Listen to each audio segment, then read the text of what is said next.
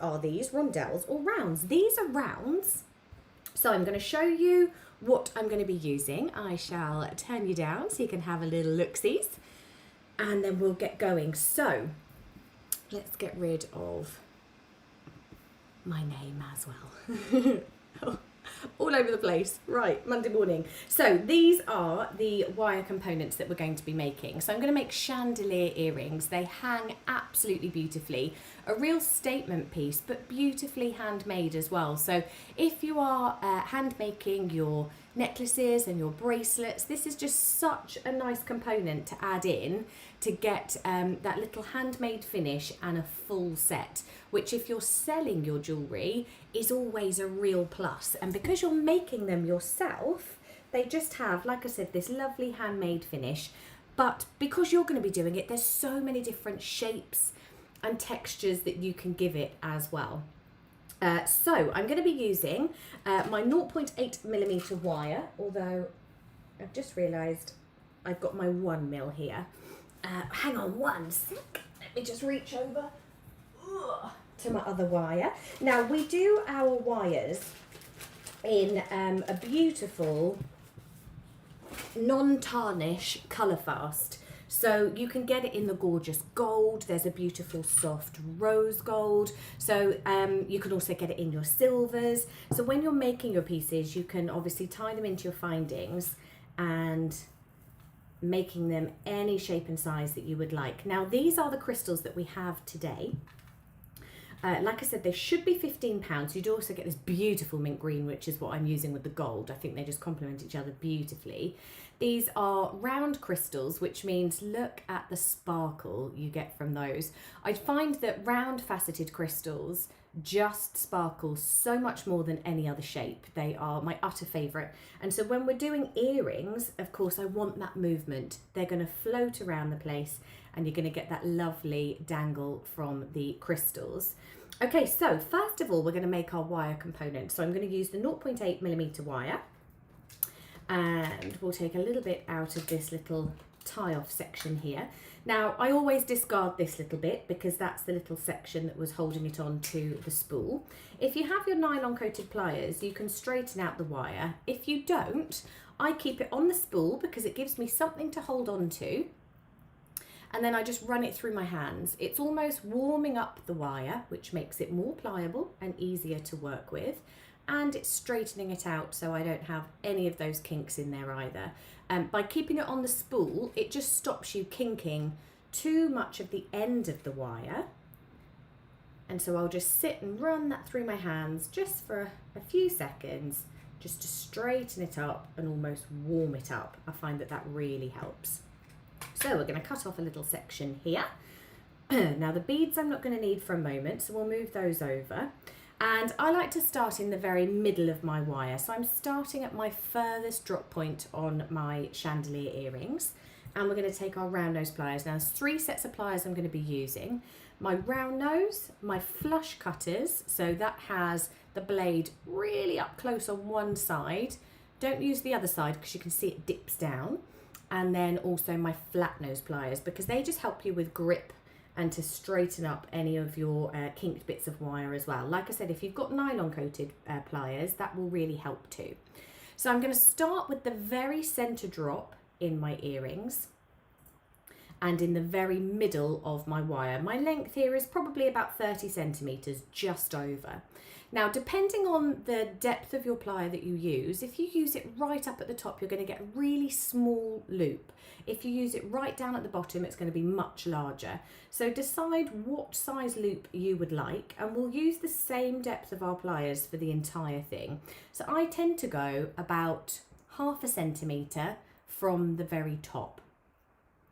Not too much further. Now, because I'm going to overlap my wire up my pliers, I will take it down ever so slightly more. So I'm going to bring one set of my wire right over to the far side, and I'm going to bring my other wire, so I'm just completely swapping them over. And decide at this point if your loop is about the same size that you want, whether you would like it a bit smaller, a bit larger. We can tighten this up, we can move further up our pliers. For me, that's a little bit big. So I'm just gonna ever so slightly close that up. That's about perfect. And as you can see, it's about the starting point on my pliers that I had begun. You can tighten it up ever so slightly if you want to.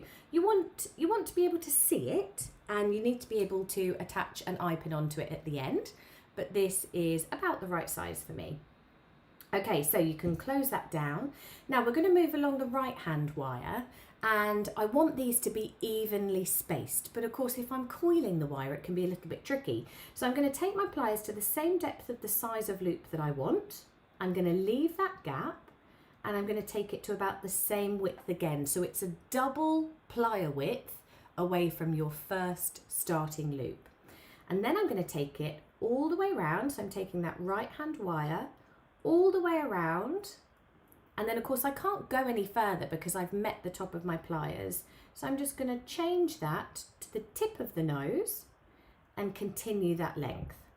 So you can see now I've got two loops. You can see they're slightly off angle. So at this point, I would take my flat nose pliers and just straighten them up so that they sit next to each other. And you can see I've got two loops, the same size and quite evenly spaced. So we want to make sure we get that spacing for the next one. And then my last one here, you can see that this wire isn't quite straight. So I'm just going to pinch together the top of my loop, and that gives me a completely straight line to continue with my coils.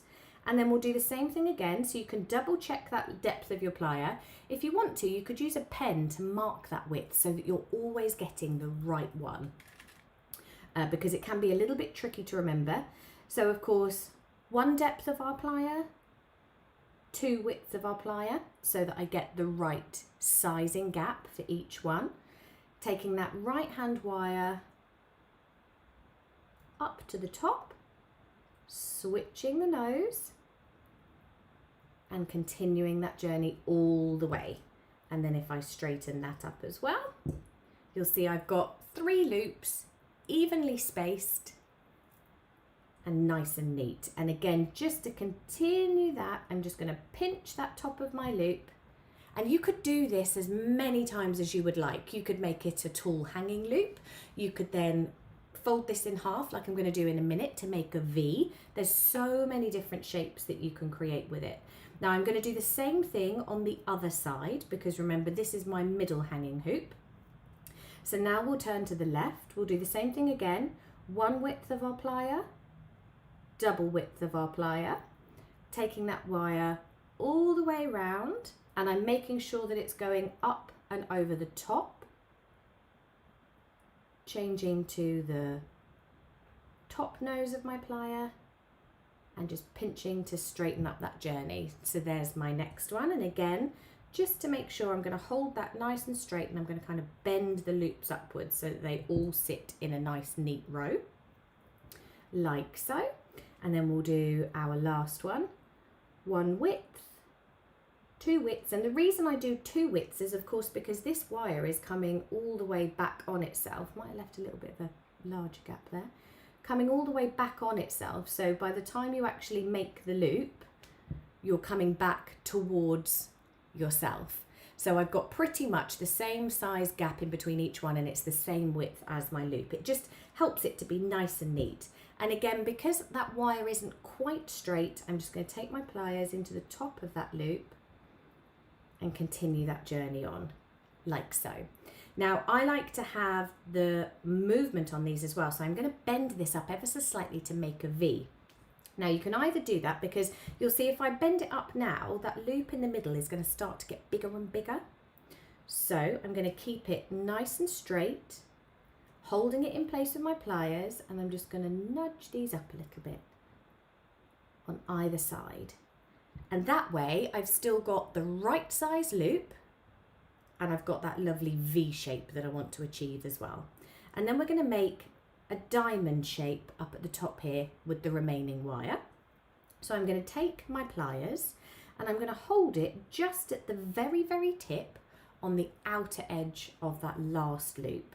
And then I'm going to bend this over. So I want the bend to be directly on the pliers. So I'm just going to use my fingers to encourage that angle, like so.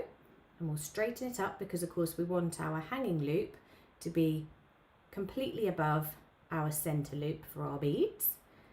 And I'm just going to pinch that one in ever so slightly more so I can get a nice neat finish. And can you see I've got such a slight kink in the wire here. So I'm just going to run that through my hands. And this is the nice thing, using a 0.8mm wire, it's thick enough to hold its shape and to hold a form. I wouldn't put this component on a necklace or a bracelet because it would be pulled and it wouldn't be strong enough for that. You want to go for like your 1mm, if not a bit thicker for that. So just straightened out some of that. But for hanging earrings and hanging components, you could have it as charms on a necklace, then that would work perfectly. And then so that I'm getting the same gap just at the top tip of my pliers next to my hanging loop, and then bringing that in as well. And I want it to bend right by the pliers. So I'm going to push that in with my fingers. And there will be the shape of my earring. Now you can straighten up at this point, because I've been holding it, some of this wire down at the bottom. You want it nice and flat. I haven't quite got a sharp enough angle on this one, so I'm just going to pinch these together, flatten that down, get a really nice sharp angle on that bend. Perfect. And then we can straighten up this wire on the outside. So there's lots of playing and manoeuvring that you can do with your wire just by using your pliers to make sure that you get the right shape. So that will be our earring. Then you can decide how long you want this little section to be. So I don't want it to be too big. So I reckon about there. So you want just a little bit longer than the width that you have down here. I would say probably 1.5. And then I'm just going to take my pliers and I'm going to knock that backwards so that I have an angle on there. That's where my loops are going to be to attach it onto my earrings. Making sure then that this is perfectly lined up, I'm going to take my other side, bring it in, so you can see I'm just knocking that down ever so slightly, because you want these loops to be in line with the bottom loops, but you want the two edges to be next to each other as well. So I'm going to hold that in place, holding that section, and then knocking it back on itself. So now when these two sections are next to each other, I've got a perfect little diamond and that lovely little shape, which is exactly what we need. And then this is where I tend to get a bit OCD with straightening bits up and tightening them up and getting rid of any little kinks. Just tiny little pincer movements with your pliers will give you a perfect shape. And if any of your loops are a little bit deformed, you can just use your pliers to nudge those in. I think that's looking okay. So up on the top here, I want to create a loop for both sides, because these will meet each other and they will be attached to a jump ring and our ear wire. So I'm going to cut and leave myself. I want quite a small loop, so I'm going to leave probably just under 1 centimetre, like so. And I'm going to take my pliers, and normally when I make a loop I hold it so that the pin is facing up to the ceiling and I roll away from me. But here I want to be able to see what I'm doing, so I'm just going to roll it back on itself, tiny little movements just to create that loop, because I want a nice delicate small loop like so. I can put my pliers in and nudge that so that it's up on top. So now I've got a nice delicate small loop. I could nudge that back ever so slightly so that it's completely on top of my wire, like so, and we'll repeat the same thing on the other side. So cutting and leaving just under 1 centimetre. And if you're not great by doing it by eye, you can of course measure all of this, and then you'll know that you're getting exactly the same size each side. And we'll do the same thing again, right up at the top of my pliers, just creating that lovely little loop. And you'll see I'm not holding the form, I'm just resting it on my hands, because if I start grabbing hold of all of this, I'm just going to move it all around and undo all that nice work that we did neatening it up. So I want it to be on top of the pliers, on top of the wire, so you can see it's slightly off to the edge. If you put your pliers in, and we'll just raise that up to the top, close it off perfectly, lifting it up, and I want them to be dead straight onto each other. So I'm going to take my flat nose pliers, nudge it so it's straight, And now both of these will meet each other perfectly when we put our jump ring in a moment. So you can kind of pinch it together, but the jump ring will hold it, but you can just squeeze them in and make sure you get that really nice angle on it. Okay, so that's going to be our component. Now to add on our beads. Now, I did have some eye pins handy, but they've gone astray. So I'm going to make an eye pin out of these. I would like double hangs on these, so you could just add one bead onto each little section and that would look really nice. But if you're going to go big, you might as well go big. So we'll go double beads. So I'm also then going to attach a second bead on another pin so that I can have a double loop. And you could add as many onto these as you wanted. If you want real big statement earrings, then add several. Excuse me. So my bottom beads, because they are the very last bead, it's going to be that droplet. We want the flat nosed pins. So they are your head pins. And then I'm going to take my pliers. Now you can bend the pins to 90 degrees. Because these beads are quite small, I haven't got very much to hold on to. And so then bending it over just using my hands is quite tricky to get it exactly up at the top. So you can either be naughty like me and use your nail, in which case it gives me the tiniest gap in between my beads. Or we can add on our bead and we can use our round nose pliers, because I want to be right up close and then I can bend it straight over the top. But you can see that does leave me a little bit of a gap, but that's okay, it's still doable. I wouldn't use any other pliers because these are faceted crystals. Being glass, they're going to get chipped up at the top. So if I were to use my flat nose pliers and then nudge it over, my pliers are going to chip the top of my crystal. So you don't want to do that. You want to make sure that all of those beads are still going to be absolutely perfect. So my preferred method is just using my nail, but then you need to be prepared to paint your nails a lot if you've got polish on. But it will give me less of a gap. Okay, so now I've got all of these onto my head pins, I'm going to create my loops. So just like we did at the top of our wire, we're going to cut. And I'm going to go for just under a centimetre here because I want nice and tiny neat loops, because the loops on my components are quite large. So I want it to be nice and neat. And this is where I would roll away from me. So I'm holding my bead on my fingers. My pin is facing up to the ceiling and I'm going to roll away from me. But you can do it in any preferred method. You could turn it around and roll it towards you. But again, I want to protect that pin. If I'm rolling towards me, the likelihood of chipping that bead again is quite high. So I like to hold it, roll away from me, and I'm holding that bead nice and tight. And this one's gone right off centre. But I can use my flat nose pliers to straighten that up. It is harder when you have such a small bead because it's a little bit trickier to hold on to. And then you can see I've gone right off centre. So I'm going to pop those pliers in and just knock it back ever so slightly so that I can straighten it up, especially when they're hanging on something like an earring or they're going to be a charm. They're going to be so visible. You want those loops to be nice. You want them to be small and petite and perfectly closed. So again, holding that bead, rolling it away. The tighter you hold the bead, the neater your loop is going to be. These ones today are misbehaving. So I'm just going to straighten that up,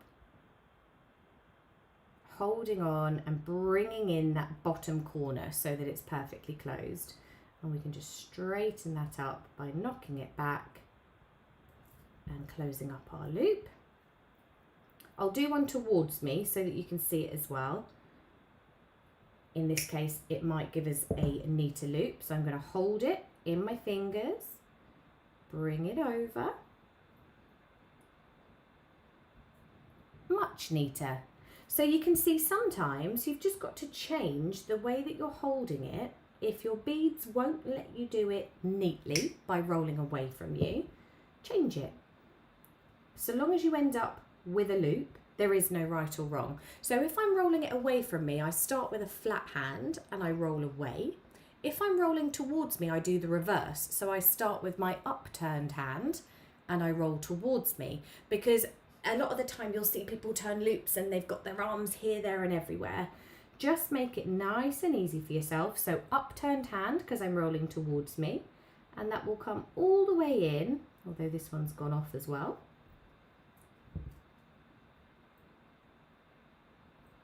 All the way in to the bead and just tightening up that last little bit. And again, I'm just going to knock that back and straighten it up.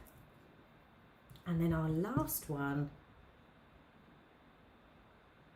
the positioning of your loop also depends on how much of a gap you have in between. So do you remember all those different methods I showed you to be able to create that 90-degree bend? If you've got a larger gap in between your beads, you're not going to end up with as neat a loop as you might like, because you can see here I've just got that little bit of a gap. It's so minute, it really doesn't matter, but it will just affect how neat your circle can be. Okay, so they are my bottom droplets. Now with these little sections that I've cut off of my head pin, I can make an eye pin out of them. So I've only used 5 of my head pins. I don't need to use any more, I can use my wastage. So I'm going to use my round nose pliers, I'm going to take it right to the top of the wire, so no wire poking out at the top. And I'm going to create that loop. So just as we do with all of our pins, creating that loop, but again, you'll see it's off center. So I'll hold on to that tip of the loop and turn that wire back, and that will give me an eye pin. Again, I'm just going to make sure that that's perfectly closed because we won't open all of these components. Now I can add on my hanging bead, and then we're back to the same point. So we want to bend it to 90 degrees, cut and leave a centimetre. So I've only used 5 pins for these as well. So if you are gifting or selling them, it's such an affordable make.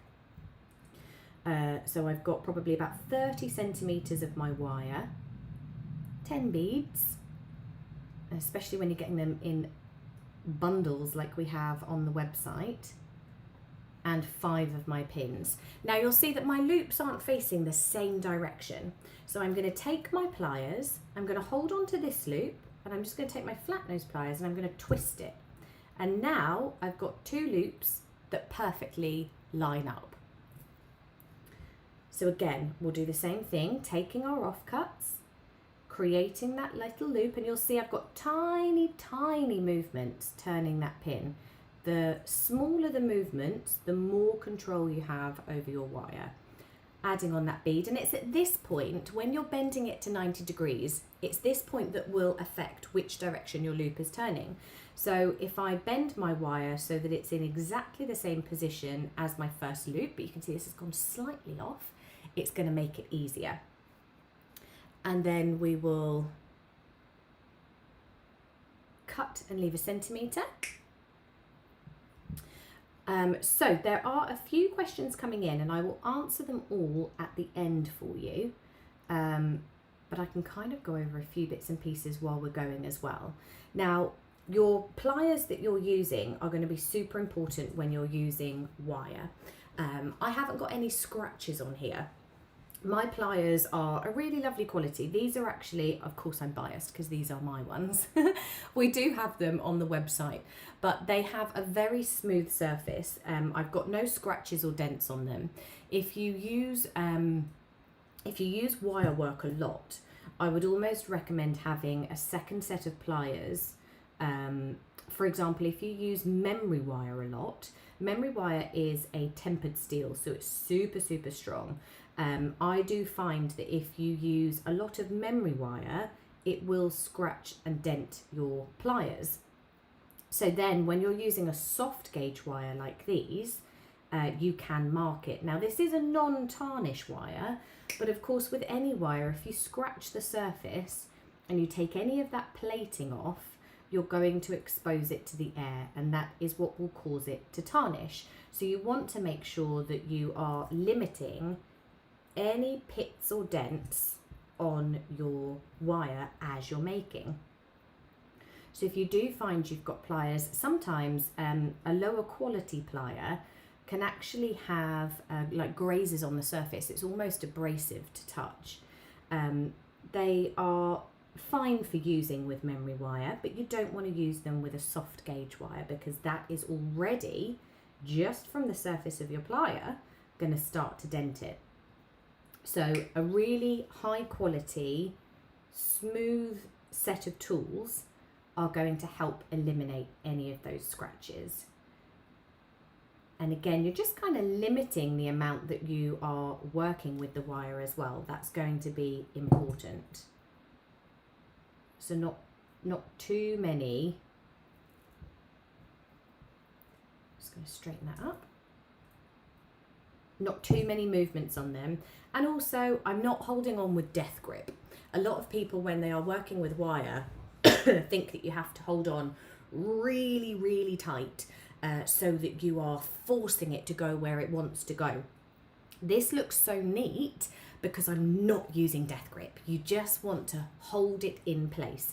All you're doing, especially when you are working with a soft wire, softer than your head and eye pins, all you're doing is holding it in position. That's it.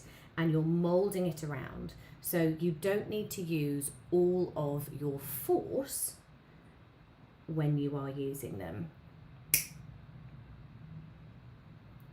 Okay, and then rolling this last pin, and then we're ready to start adding them all on. So you'll see it's a relatively quick make, but I've made every single component so far for my earrings. So it's a really lovely giftable piece, completely handmade. And we'll start combining it all together. So if you're doing maybe some nice fancy bracelets, some nice necklaces, maybe in things like a St. Petersburg necklace where you've got the beads hanging from the bottom, you could use the beads that you use on your droplets from here. Okay, so I'm going to connect my eye pins to the actual base of my chandelier, and then I'm going to use my flat nose pliers. I'm going to take these loops that I've made and I'm going to lift it up and connect it on, and then we'll push it down, making sure that both ends of my wire touch. And we'll do the same with another eye pin. So you'll see by using an eye on both sides, my beads are now connectable components, top and bottom. Using my head pin, it gives you that full stop, and they will be connectable at only one end. So lifting it up, linking it on. I'm making sure that my pliers aren't touching any of my component so that I'm not denting or moving and giving any little kinks in any of my wire work. So just shift it around so that it's out of the way. Linking that one down. Now if you wanted even more movement in these, so for example if you were adding more than 2 layers, you could connect with jump rings in between them both, or you could then add another set of eye pins hanging down. You could do as many as you like. And then we're going to add our full stops onto the bottom. So now this will be our head pin. So I'm going to lift that up and then connect it onto the base of my second eye from my first beads. And again, just make sure that you close those up, because of course these are going to have a lot of movement. So you want to make sure that those components are perfectly closed. So as well as pushing it down, I'm also pushing it in to the previous section on my wire so that it links on perfectly onto the base. Shaped beads are great to use for these as well, because you could emulate the shape of the bead in your wire work. So if you've got something that's very soft, maybe a teardrop shape, rather than creating those sharper angles, you could really curl it and curve it around so that you're emulating the shape of your beads as well. By making your own components, there are just no restrictions. You can make it whatever shape and size you like. And then our final one, popping onto the top. like so. And there you go, a double layer of our beads. And because you have that V shape, they just hang and tear beautifully. You could even go for a bigger bead or an extra bead down at that bottom so that they really hang nicely. And then we're going to add them onto our ear wires. So I've got a jump ring and my ear wire. And then to open up your jump rings, you're just going to take your flat nose pliers, holding onto one side, taking my round nosed, and remember we said you really want to limit the dent, the pressure, the force that you're using on wire. If I were to take my flat nose pliers and use them at the very tip, I'm putting a lot of pressure onto one small part of that ring. So I take it vertically and twist it, and that way there's no dent, there's no marking. I'm just going to hold with the tip of my pliers so that I can loop that all the way through both sides of my component, and then also my ear wire. Now I like to see the section where the wire is on top, so I'm going to make sure that my hanging loop goes in with the ear wire to the back. And this is why the bits and pieces that we do, now I have no option but to use the tip of my plier here because there isn't enough space for me to hold on vertically, and I would dent all of those little components. The really lovely thing is with all of the wire and all of the components that we have at Totally Beads, you can match all of these. So you can match your soft gauge wire with your eye pins, with your head pins, with your jump ring, with your ear wire. It's all going to look the same. Excuse me. Now, if you've got a wire jig, you can set up, so also known as pegboards, you can set up your pins so that you had anchor points for all of these. But I actually prefer doing it freeform. I don't know why, I just do. I feel like I have more control over my pliers and over the wire when I do it on those. So of course you could use your jigs and you could use your pegboards. You can even use a macrame board, so a foam board, and you can put anchor points into those. But you can see that it's going to give you a really lovely finish either way. By doing it, you're going to have that handmade component. So there you have it, our lovely little chandelier earrings. You're going to do the same thing over again, and you've got some really gorgeous earrings. It's super simple to do. They look fabulous when you wear them as well. I can never quite get earrings in. I know loads of you have given me top tips before to add them in. But when you wear them, it's just got a gorgeous shape. Now, because of the direction that I've hung it in, mine is going to hang facing this way. If you wanted to do it so that they face outwards, you can add in an extra jump ring. So let me show you. Because I've changed the direction of my hanging loop, this is going to go into my ear, and now it's going to hang. Oh, actually, yeah. Would this hang sideways? Yeah. This is turning around when I was wearing it. So if you added in a second jump ring, you're going to switch that direction and change it over. So let's do it and let's see if it affects the way that it will sit in my ear. I'm going to open this up, just using my pliers as we did a moment ago. Because I need to take that out, and then we'll close this one up by adding in that other point. So you could add maybe an eye pin so that you also had an extra bead up at the top. That would work as well. That would be fine to do. I'm going to link my second jump ring. Ooh, lost that one. Don't know where that one went. The Hoover will find that one later. Adding in that second jump ring, and the space is a little bit tight, so you just need to push that through.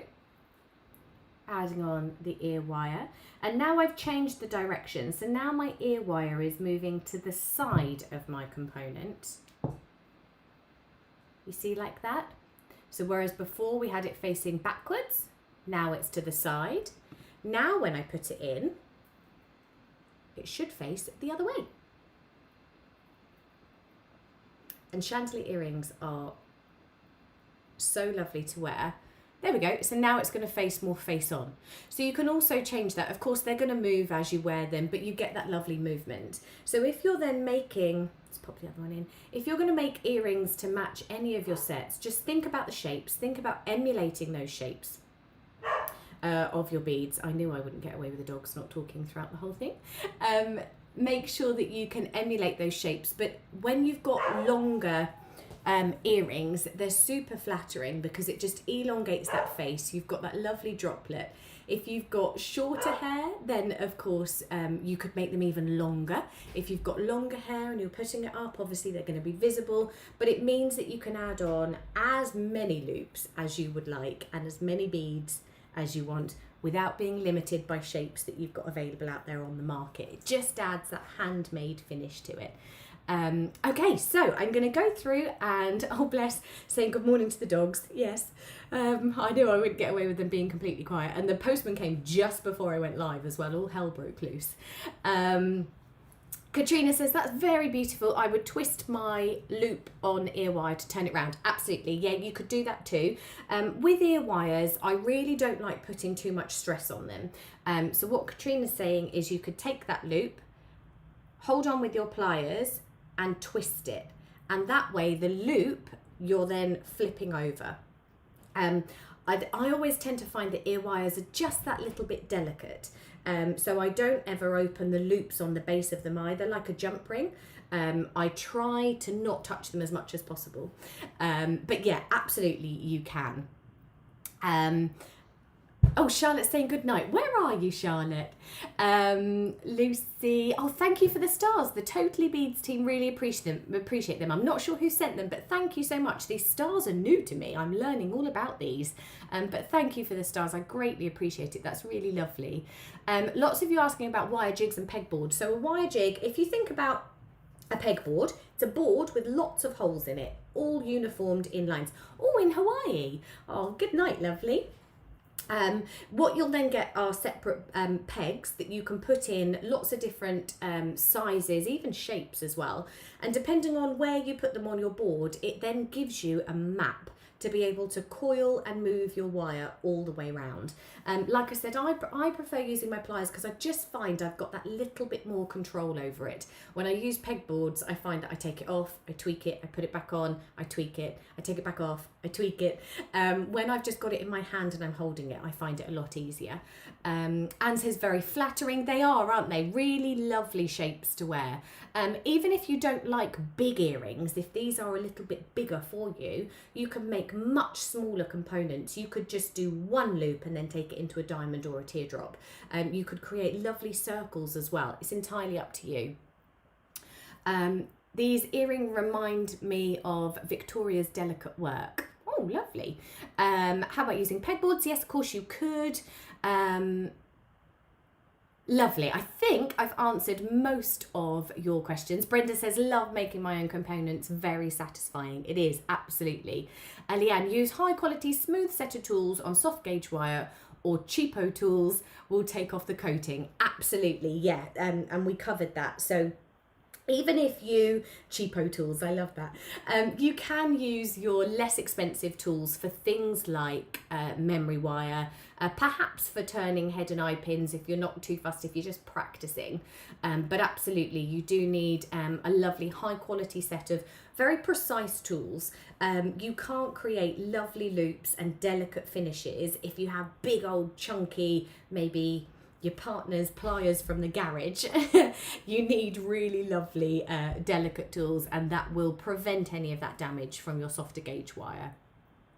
Lovely. Okay, so I think I've answered all of your questions. Do let us know if you've got anything else. I will keep an eye on comments as we go. Do make sure you head over to our Totally Handmade bead page as well. We've got a group on our Facebook page, Totally Handmade by Totally Beads. We have thousands of you in there, and lots of people posting their makes from our bead clubs, from our videos. It's really lovely to see excuse me, the personal spin that you put on our designs as well, which is really lovely. Now, Kitty will be with you tomorrow morning at 10 o'clock, the lovely Sarah Payne on Wednesday at 10 o'clock. I will be back with you. I'm not actually with you for a couple of weeks now. I'm afraid I've got telly every day next week, so I'm super busy, but I will be back the Monday after. So I will see you all then. Have a great couple of weeks. Thank you so much for joining and all the interaction. Love to you all. Stay safe wherever you are, and I'll see you soon. Bye.